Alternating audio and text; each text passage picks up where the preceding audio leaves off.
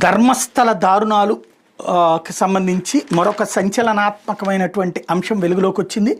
జయంత్ అనే ఆర్టీఐ కార్యకర్తకు సంబంధించి కర్ణాటకలోని ధర్మస్థలలో అనేక మంది మహిళలు బాలికల మృతదేహాలను చట్టవిరుద్ధంగా ఖననం చేసిన కేసులో మరో కొత్త విషయం వెలుగులోకి వచ్చింది.